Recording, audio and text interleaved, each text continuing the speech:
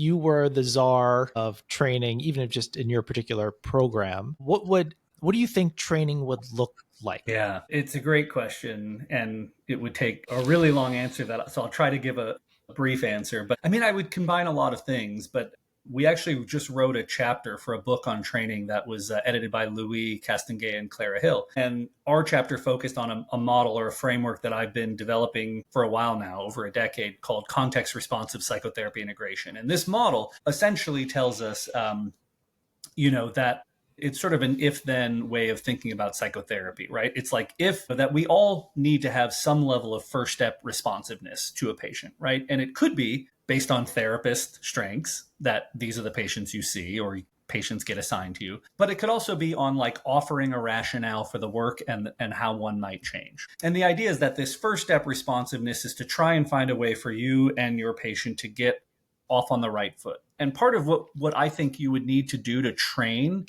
in that, to facilitate that, is to learn multiple theoretical approaches at least a conversational level, right? So that you have the ability to offer treatments and rationales and principles to meet a patient's need, to have a patient say, that one sounds good, that one doesn't, or like, I want to explore that a little bit more. And so I would spend a lot of our time training. One part of training would be to get people to be more conversational on a variety of overarching theoretical models of change. That doesn't mean you try to teach people 20 manuals in graduate school, right? But it does mean you don't only teach people CBT for 5 or 6 years. And so that's one part. And then the other idea of context responsiveness that would come later is that we know empirically that when certain things happen in therapy, that they will predict a worse outcome for a patient, right? So when there's an alliance rupture, when there is resistance, when somebody's expectancies for improvement wane, when there are cultural misattunements, these are big ones, right? And if we know that those occurrences happen, that they pose a risk for poor outcome, and that they're relatively common occurrences, we've already established some evidence-based ways to depart from what you're currently doing and instead use these pointed strategies that are useful and empirically supported for improving, repairing ruptures, restoring hope, getting more culturally back on track and aligned, addressing and resolving resistance. And I think we should be spending a lot of time in our training, in addition to getting conversational on a variety of theoretical approaches, we should be training people to learn what are these key markers that are risk factors for poor outcome, and what are evidence-based strategies for addressing them. And so these sort of modular if-then trainings, I think, so actually James Boswell and I wrote about these in our deliberate practice for cognitive behavioral therapy, where it's like, when do you have to take your CBT and put it on the shelf, at least momentarily, because these other things data will tell you are more likely to be effective in resolving the rupture, resolving the resistance, etc. And I just don't think we spend a lot of time in training on these sort of modular, if this, then that, if this, then that. Even though a lot of times in supervision, students are coming to us saying, this thing happened and oh shit, I don't know what to do with it. And so I just we have a database and it's growing and it should always evolve. The context responsive psychotherapy integration model should always evolve as we learn more if markers and then responses. But those are the two components that I would want to put, that we wrote about as a sort of training in a new key. Train people to get off on the right foot by being able to be conversational and thinking about a variety of ways people change, and find one that suits the patient. And getting off on the first step could just be seeing the patients that you already know you're good at treating, the therapist effect stuff. But really, this idea of ongoing responsiveness to the moment or to the context is like learning, perhaps through deliberate practice, how to be more effective at addressing negative process, if you will, or disruptive process. When I did the podcast with Catherine on alliance ruptures and repairs, and sort of, I was familiar with literature, but in prepping, you really do these deep dives, and then you have this long conversation with this person.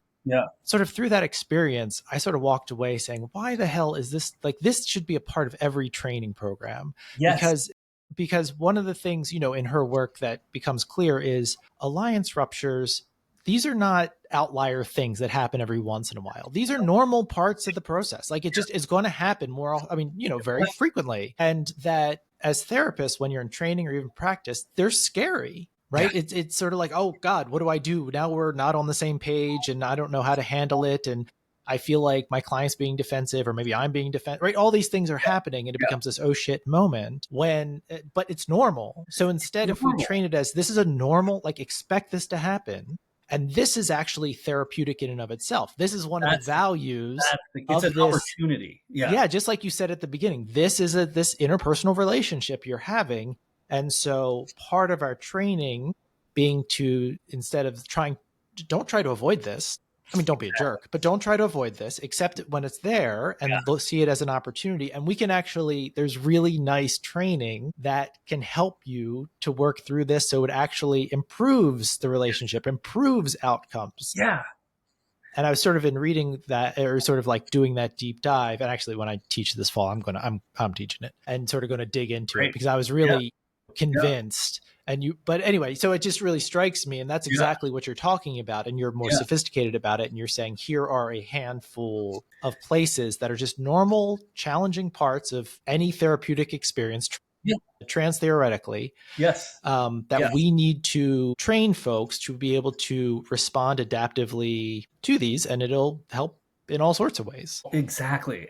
So part of the CRPI model is like trying to think of common factors a little differently. They're not just trans theoretical principles, but rather they're things that happen commonly, right? Right. These things will come up in your work, and it's not because you made a mistake. It's not because you induced them. It's because two human beings are having an interaction that has to be constantly monitored, negotiated, and experiences checked on and discussed. And so, part of that, shit moment, I think, is often this was pulling me away from what I think I need to do as a clinician, which is stick to the treatment. And what I would want training to do is to really underline sort of the interpersonal principles. It doesn't mean you have to be an interpersonal therapist, but just understanding that one of the things that's always available to you as a clinician, and it's empirically supported as being helpful, is meta communication, right? Talking about what's unfolding between you and the patient right now. And I would just want to teach people that early so that they don't think, I have to show you this video. It was terrible. It was the worst session. I didn't know what to do. It's like you always have something available, which is to say, I'm sensing right now that we're having some tension and I'm not quite sure what to do with that. Maybe it's worth talking. Like you always have available to you the ability to meta communicate. Like as a therapist, you should never feel like you don't have anything to say or do because you can always say, I'm experiencing right now that I'm not quite sure what to say or do. My experience of us right now is leaving it so that I'm not sure how to proceed. And I would love to talk to you about that because I want to get your take and get on the same side.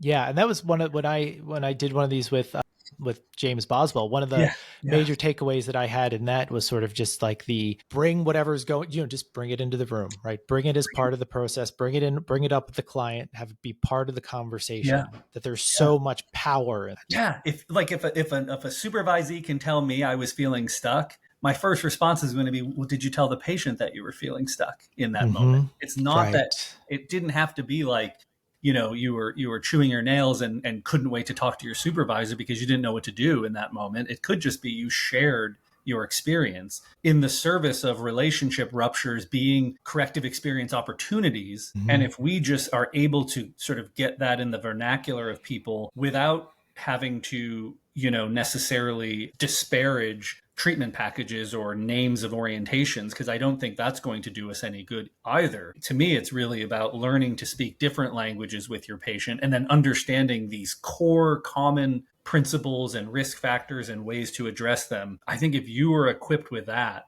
if we did a manipulated training study, I would think that if we train that way, I'd like to believe, or at least I'd hypothesize that would outperform our typical approach of just spending a year in a certain person's team who does ACT or this or that or CBT or IPT or PD, whatever. You can collect those experiences, and I think those will help you become more conversational about theory and about change processes. But I think if that's all we're doing, then people start to believe that treatments treat people as opposed to people treating people. And in therapy, it really is people who treat people. We use strategies, we use techniques, but we're not just prescribing something and hoping that those skills stick. I mean, some people do. Some people believe in that approach, and that's okay. I'm not even putting that down because part of our research on therapist effects is also showing us that some therapists will use cognitive behavioral therapy really effectively, and others won't, and vice versa. Some therapists will be really good at using more open-ended,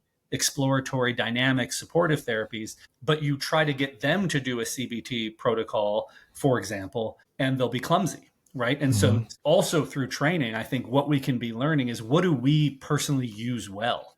Not only who do we treat well, but what do we use well? I don't like it. I think if I was asked to do certain things, I would just be clumsy at it, right? But if you ask me to do other things, I might be more verbally fluent, more hope inspiring, things that go into the FIS construct. That might just be more natural for me if I'm asked to be more Carl Rogers like than, more Beck like, to be overly simplistic about it. Yeah.